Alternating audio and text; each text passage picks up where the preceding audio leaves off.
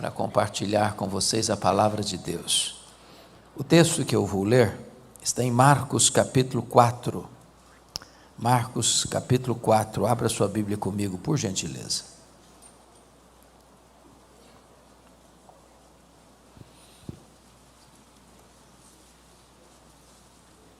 Versos 35 a 41.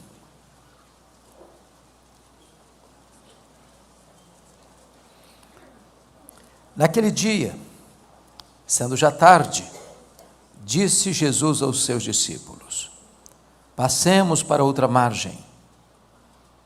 E eles, despedindo a multidão, o levaram assim como estava no barco, e outros barcos o seguiam. Ora, levantou-se grande temporal de vento, e as ondas se arremessavam contra o barco, de modo que o mesmo já estava a encher-se de água. E Jesus estava na popa, dormindo sobre o travesseiro. Eles o despertaram e lhe disseram: Mestre, não te importa que pereçamos? E ele, despertando, repreendeu o vento e disse ao mar: acalma-te, emudece. O vento se aquietou e fez-se grande bonança. Então lhes disse: por que sois assim tímidos? Como é que não tendes fé? E eles, possuídos de grande temor, diziam uns aos outros: quem é este, que até o vento e o mar lhe obedecem? Amém. O tema que eu quero tratar é este: não desanime, Jesus está no controle. Preciso fazer 4 afirmações, para mim, categóricas, insofismáveis, irrefutáveis. E a primeira declaração é que as tempestades da vida são inevitáveis. Não tem como viver sem enfrentar tempestade. Nenhum de nós está blindado. Nenhum de nós navega a vida toda por mares calmos, fazendo voos em céu de brigadeiro. A vida é ao vivo e em cores. E nós enfrentamos tempestades. Pobres, ricos, jovens, velhos, doutores, analfabetos, crentes e descrentes. No mundo tereis aflições, disse Jesus. A segunda declaração que quero fazer é que as tempestades, além de inevitáveis, elas são também, muitas vezes, imprevisíveis. Elas chegam de súbito, sem mandar aviso prévio. Às vezes até sem sinais previsíveis. Chegam e tantas vezes transtornam a nossa vida. É um acidente grave, é uma doença súbita, é um divórcio doloroso, é um luto traumático, é um problema financeiro grave, é uma situação que você nunca imaginou passar na vida, mas está passando. É curioso que a geografia onde ocorreu esse fato aqui é o Mar da Galileia. Vocês todos sabem que o Mar da Galileia é um lago de águas doces, de 21 quilômetros de comprimento por 14 de largura, o maior reservatório de águas doces do Oriente Médio. Ele está a 220 metros abaixo do nível do mar Mediterrâneo, encurralado por montanhas, do lado oriental as montanhas de Golã, do lado ocidental pelas montanhas da Galileia. Ali acontece um fenômeno muito curioso, ocasionalmente.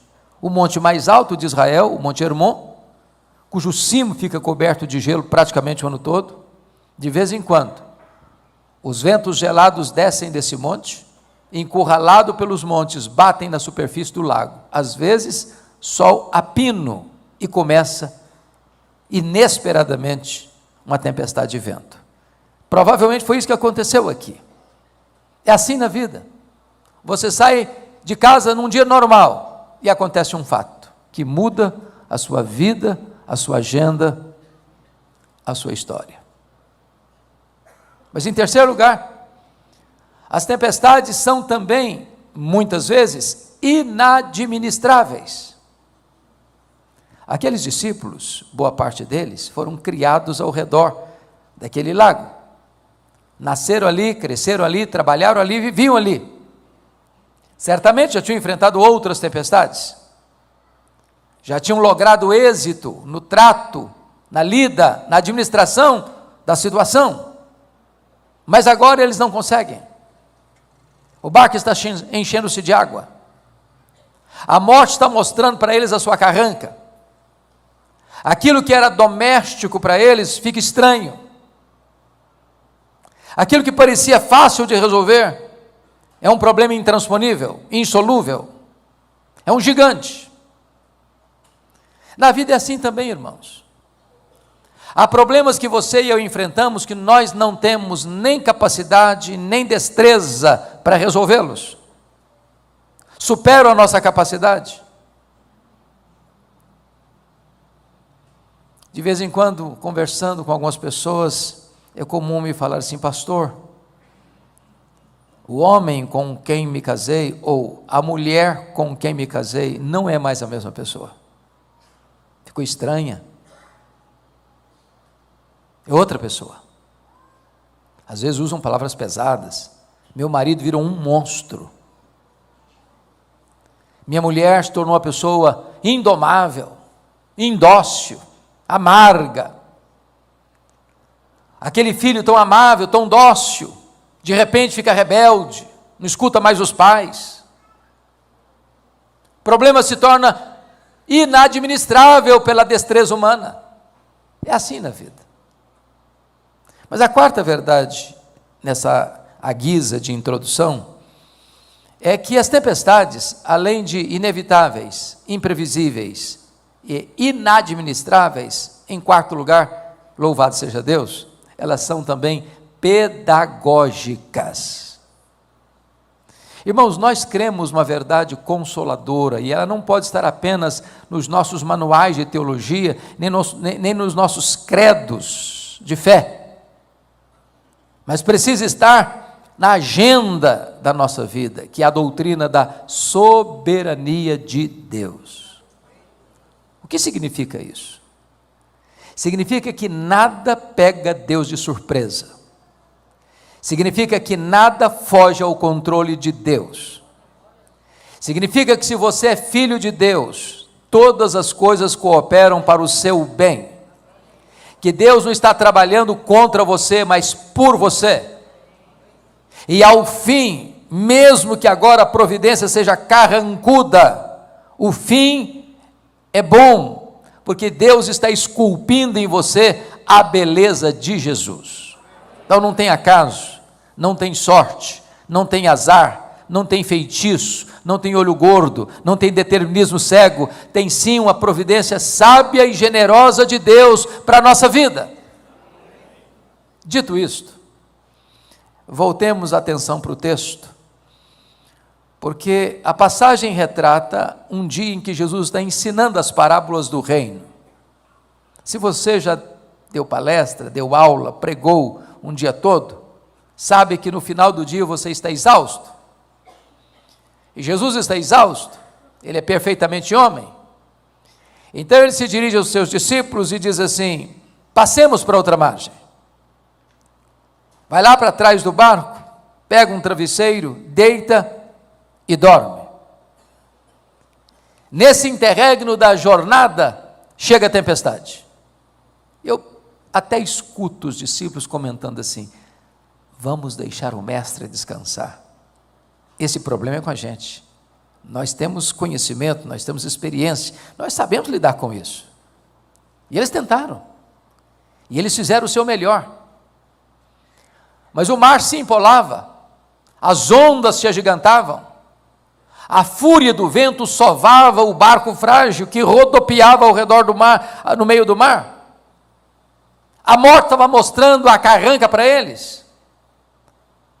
O problema era inadministrável. Quando eles estavam no apogeu do problema, no epicentro da crise, eles recorrem a Jesus com uma pergunta em tom de censura: Mestre, não te importa que pereçamos? Não vais fazer nada? Não estás vendo o nosso apuro? E Jesus se desperta e repreende o vento, repreende o mar. Como acalmando uma fera selvagem, ela se encolhe, e a grande bonança. Então Jesus faz agora a pergunta aos discípulos: por que vocês estão com medo? Por que sois assim tímidos? Como é que não tendes fé?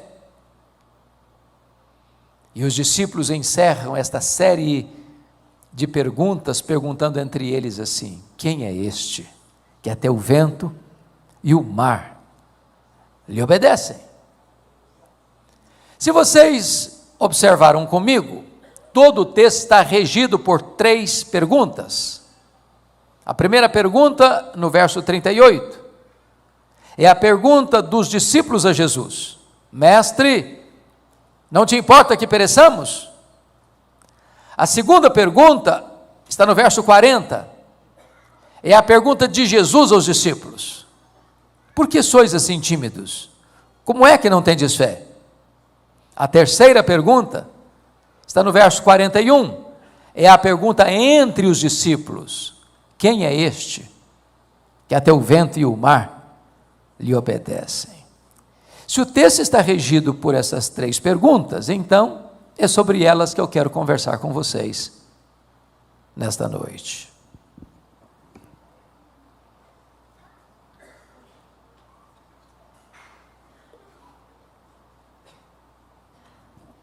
Vejamos então o verso 38, a primeira pergunta.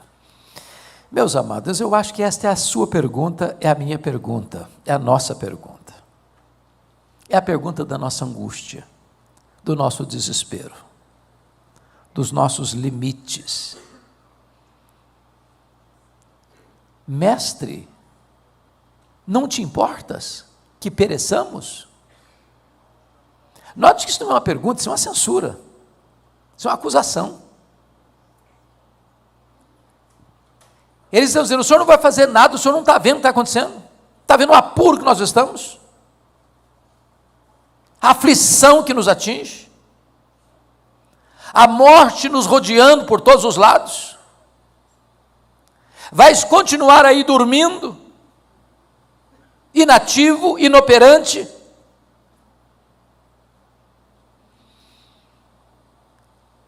Tantas vezes essa é a minha pergunta e a sua pergunta. Mas o que é que não está bem resolvido na cabeça dos discípulos ao fazer essa pergunta? Qual o conflito que eles estão enfrentando na alma para fazer essa pergunta? Primeira tensão que eles estão enfrentando é conciliar a ordem de Jesus: passemos para outra margem, com a tempestade. Aqueles que foram criados num lar evangélico aprenderam um cântico infantil: com Cristo no barco tudo vai muito bem, vai muito bem, vai muito bem. Com Cristo no barco tudo vai muito bem. No temporal. O problema é que Jesus está no barco e não está nada bem. Está nada bem. A crise está aí. Você é crente, filho de Deus, filha de Deus, você está enfrentando uma magrela na vida. Uma crise tremenda. Sua saúde está abalada, seu casamento está passando uma fase difícil, seus filhos estão passando uma fase difícil, sua vida financeira não está nada legal, família está enfrentando luta. Entender a tempestade que Deus mandou atrás do profeta Jonas é fácil, ele está na rota da desobediência. Deus mandou a tempestade atrás dele para trazê-lo de volta ao caminho da obediência. Notinha de rodapé: crente desviado é endereço certo de tempestade. Saiba disso. Deus vai mandar a tempestade atrás de você, não para destruir você, mas para trazer você de volta. Agora, como é que você vai entender que você é um servo de Deus, está fazendo a vontade de Deus, no centro da vontade de Deus, em obediência à ordem de Jesus, passemos para outra margem, e está enfrentando a tempestade? Porque o que nós esperamos é isso: se eu estou no centro da vontade de Deus, vai dar tudo certo. Tudo certo. Não vai ter acidente de percurso. Isso não está bem resolvido na cabeça deles, nem na nossa. Por que eles estão em crise? Por que eles estão dizendo isso? Não te importas que pereçamos? Há uma segunda crise. Como eles conciliarem a urgência do problema deles com a demora de Jesus em atendê-los? O que Jesus estava fazendo no barco?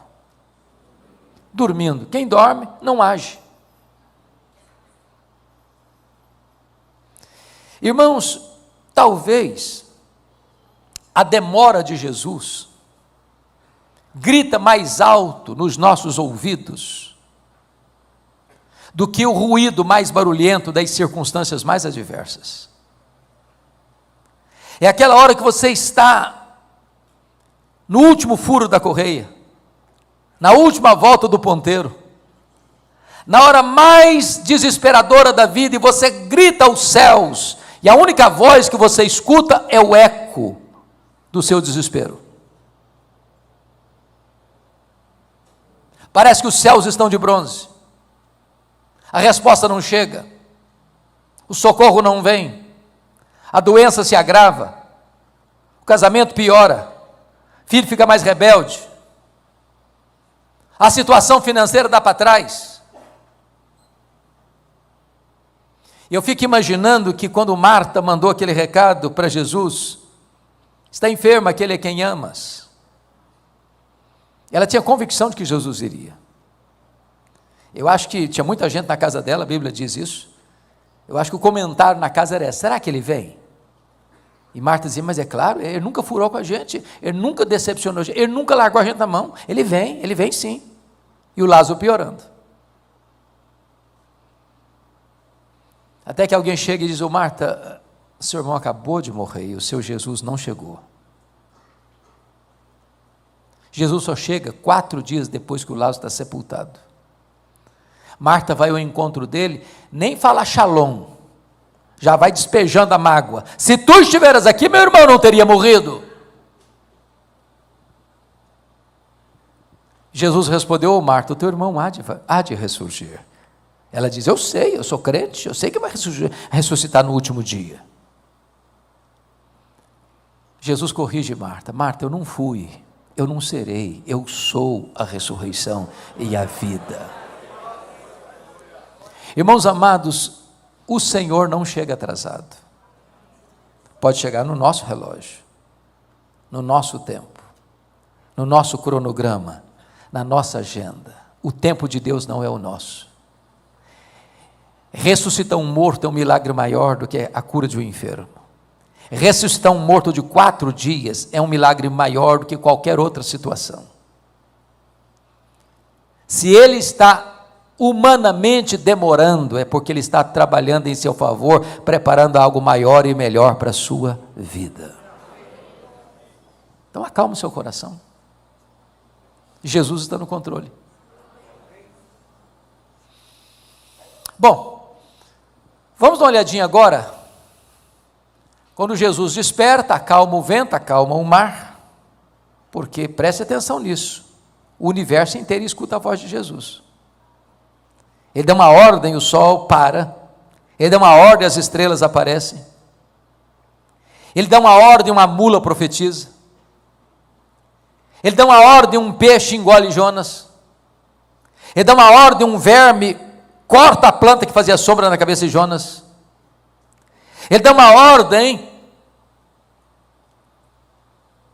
e os demônios batem em retirada. Ele dá uma ordem e os anjos saem como vento para atender às suas ordens, o seu mandato. todo o universo escuta a sua voz. Acalma-te, emudece, e o vento se encolhe às suas recâmaras, e o mar escuta a sua voz, e como a fera começa a se encolher, com medo, em obediência ao Criador. Agora é Jesus quem pergunta. Pergunta assim: e aí, por que vocês estão com medo? Por que vocês não têm fé? Me permita fazer essa pergunta: se você estivesse lá naquela circunstância, você estaria com medo?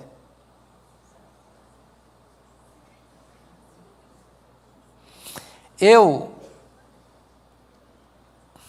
só fiz um cruzeiro em navio grande na vida.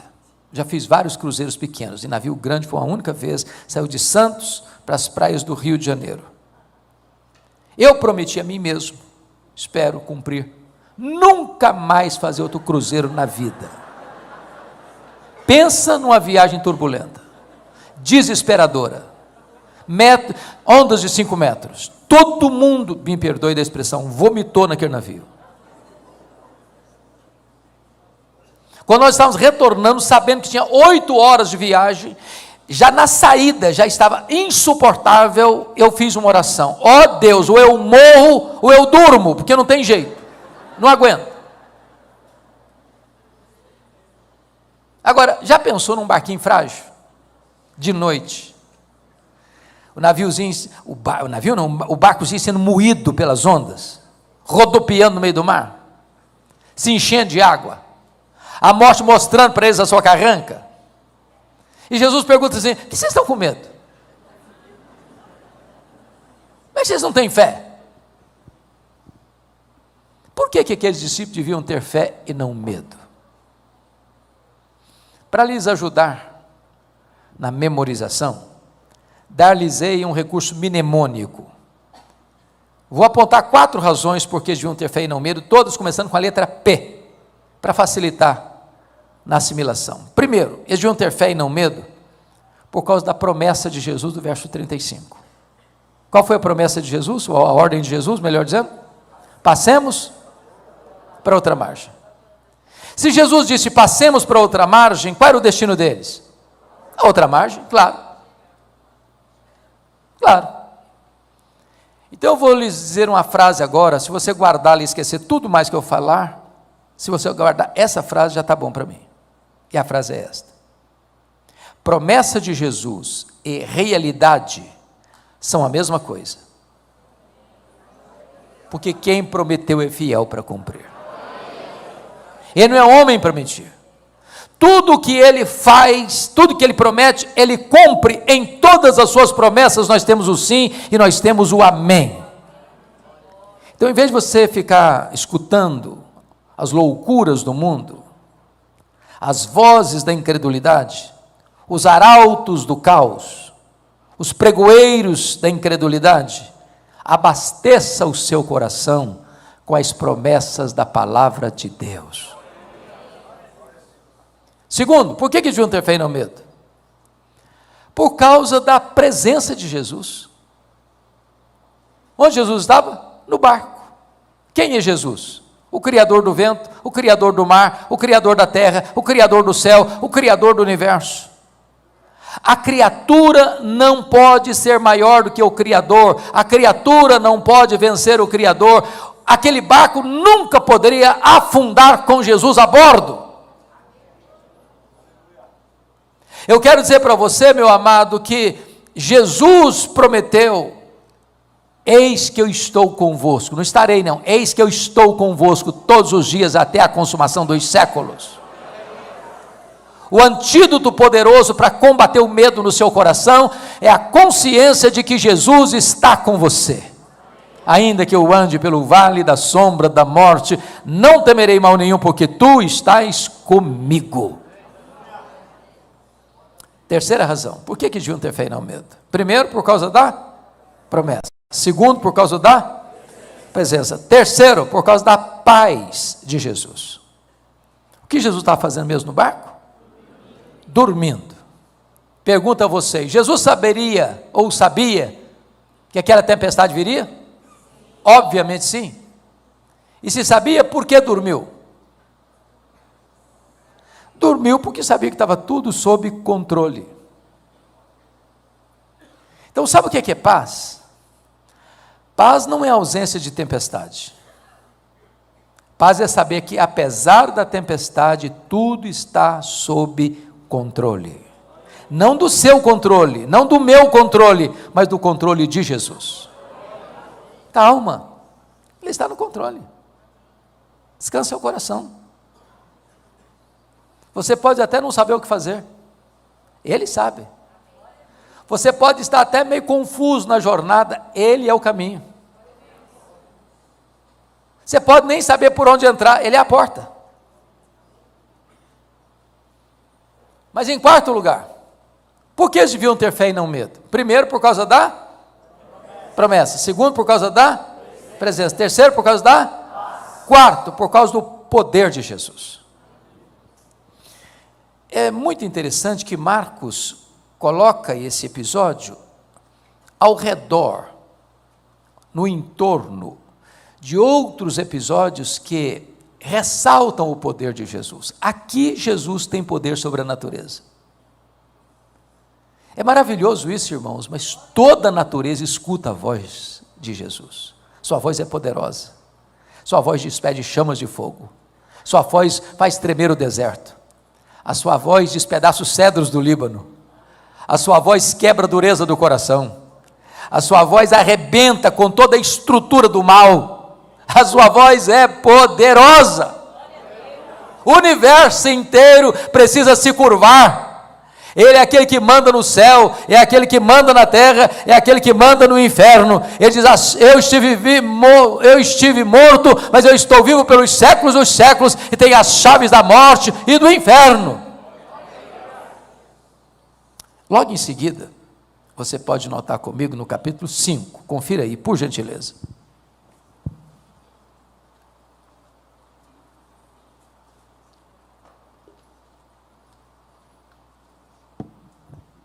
Jesus desembarca do lado oriental do lago, que é o lado gentílico, onde começava uma região grande chamada de Decápolis, 10 cidades gentílicas. E ele desembarca na região de Gadara, é um despenhadeiro, tem um cemitério, está de noite, depois de uma tempestade. E tudo que você não espera ver num cemitério de noite é gente viva. Mas lá tem um homem vivo, nu, gritando, se ferindo com pedras, furioso, possuído de uma legião de demônios. O que é uma legião? Legião é uma corporação romana de 6.000 soldados. Era a mais terrível e temida máquina de guerra do Império Romano. Onde uma legião passava, destruía tudo. Tem dentro de um único homem 6.000 demônios. Capaz de sair deste homem e matar 2.000 porcos. E Jesus faz essa viagem para esse destino gentílico, para libertar um homem do poder dos demônios. Para transformar a vida dele, para libertar a vida dele e para devolvê-lo à família dele como um missionário. Para provar uma coisa, se Jesus tem poder sobre a natureza, em segundo lugar, Jesus tem poder sobre os demônios. Eles têm que se curvar. Todo joelho tem que se dobrar. E tem que confessar que Jesus Cristo é Senhor, para a glória de Deus Pai. Quando Jesus desembarca de volta em Cafarnaum, que era a sua cidade, diz a Bíblia que tem uma multidão esperando, e no meio dessa multidão tem um pai muito aflito. O nome desse pai é Jairo. Ele era o chefe da sinagoga. Ele tinha uma filhinha com 12 anos, estava à beira da morte, e ele recorre a Jesus e diz, Senhor, vão na minha casa comigo, para que a minha filha seja curada.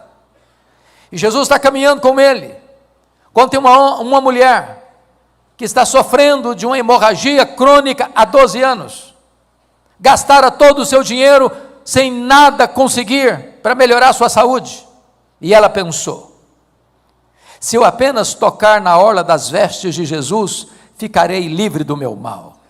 Ela era uma mulher impura, a quem ela tocasse ficava impuro, e então ela se esgueira de maneira anônima, no meio da multidão, e quando toca na orla das vestes de Jesus, diz a Bíblia que de Jesus saiu o poder, e ela ficou imediatamente curada. Sabe por quê, meus irmãos? Porque Jesus tem poder sobre a natureza, Jesus tem poder sobre os demônios, Jesus tem poder sobre as enfermidades. A última palavra não é da medicina, a última palavra é de Jesus. Ele é o médico dos médicos. Se Ele quiser, tem cura, não tem causa perdida, não tem doença incurável, não tem vida irrecuperável, não tem casamento sem restauração. Se Ele fizer um milagre, ninguém pode impedir a sua mão de fazê-lo. Quando Jesus está conversando com essa mulher, para a angústia de Jairo, porque o tempo estava passando, chega um emissário da casa de Jairo e diz assim: não incomodes mais o mestre, a tua filha acabou de morrer.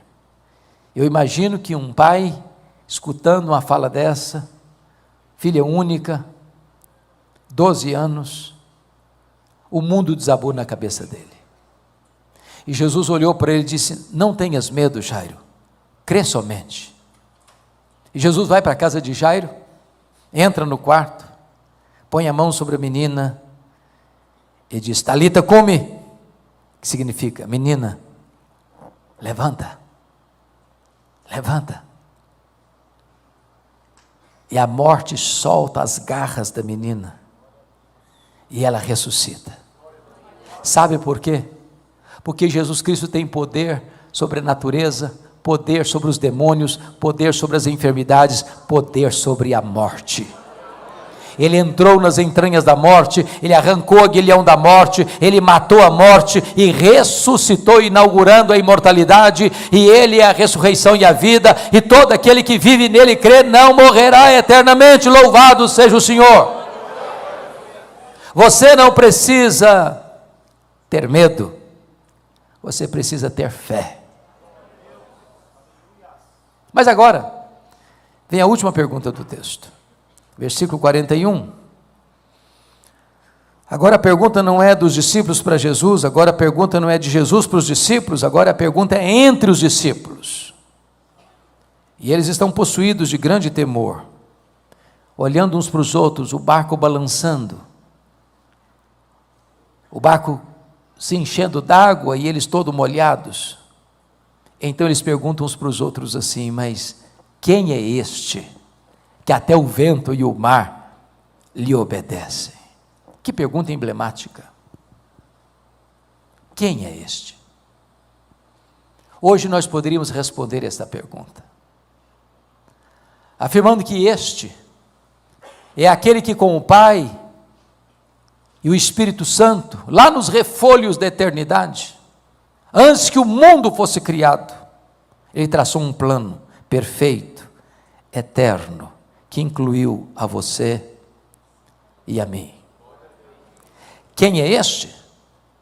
Este é o Criador do universo. Todas as coisas foram feitas por intermédio dele, sem ele nada do que foi feito se fez. As coisas visíveis e invisíveis, tudo foi feito por ele. Foi ele quem chamou à existência aquilo que não existia, e do nada ele tudo criou. Quem é este? Este é aquele que sustenta todas as coisas pela palavra do seu poder. Quem é este? Este é a semente da mulher, que nasceu para esmagar a cabeça da serpente. Quem é este? Este é o descendente de Abraão, por meio de quem todas as famílias da terra são abençoadas. Quem é este? Este é aquele que foi simbolizado pelo Cordeiro da Páscoa, cujo sangue, passado no batente das portas, livrou os primogênitos de Israel da morte no Egito. Quem é este? Este é aquele que foi simbolizado pela coluna de nuvem que guiava o povo de dia, pela coluna de fogo que guiava o povo de noite. Este foi simbolizado pelo maná que caía do céu e pela água que brotava da rocha.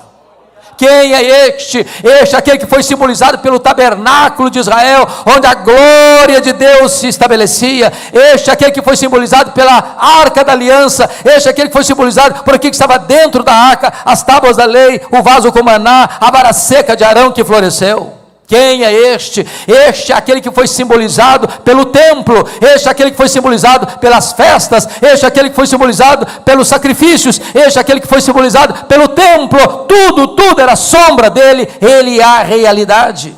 Quem é este? Este é o sol da justiça, este é a brilhante estrela da manhã, este é o maravilhoso conselheiro, este é o Deus forte, este é o Pai da eternidade, este é o príncipe da paz. Quem é este? Este é aquele que mede as águas na concha da sua mão, este é aquele que pesa o pó das montanhas em balança de precisão, este é aquele que mede os céus a palmos, este é aquele que chama as estrelas do firmamento para aparecerem e nenhuma delas vem a faltar. Quem é este? Este é aquele que olha para todas as nações da terra e as considera como um pingo que cai num balde, como um pó numa balança de precisão, como um vácuo, como um nada, como menos do que nada. Quem é este? Este é aquele que na plenitude dos tempos nasceu de mulher, nasceu sob a lei, para fazer libertar os oprimidos do diabo. Este é o verbo eterno, pessoal, divino, que se fez carne e habitou entre nós, cheio de graça e de verdade. Este é aquele que andou por toda parte, curando os enfermos, libertando os cativos, purificando os leprosos, ressuscitando os mortos. Quem é este? Este é o pão da vida, este é a luz do mundo, este é a porta das ovelhas, este é o bom pastor, este é a ressurreição e a vida, este é o caminho e a verdade e a vida, este é a videira verdadeira. Quem é este? Este é o fundamento da igreja, este é o dono da igreja, este é o edificador da igreja, este é o protetor da igreja. Quem é este? Este é o Cordeiro de Deus que tira o pecado do mundo, o Cordeiro que morreu, mas está vivo pelos séculos dos séculos e tem as chaves da morte e do inferno. Quem é este? Este é o Rei dos Reis, este é o Senhor dos Senhores, este é o Alfa, este é o Ômega, este é o princípio, este é o fim, este é o grande sumo sacerdote, este é o advogado justo que está à destra de Deus, intercedendo por nós. Quem é este? Este é aquele que por amor de nós veio ao mundo, vestiu pele humana, calçou as sandálias da humildade, pisou o nosso chão, comeu o nosso pão, bebeu a nossa água, chorou a nossa lágrima, carregou sobre o seu corpo no madeiro os nossos pecados. Este é aquele que por amor de nós sangrou no Getsemane. Este é aquele que por amor de nós foi cuspido no sinédrio judaico. Este é aquele que por amor de nós foi espancado no pretório romano. Este é aquele que por amor de nós carregou aquele lenho maldito pelas apinhadas ruas de Jerusalém. Este é aquele que por amor de nós foi pregado naquela cruz. Este é aquele que por amor de nós morreu pelos nossos pecados, foi sepultado, mas ressuscitou para nossa justificação.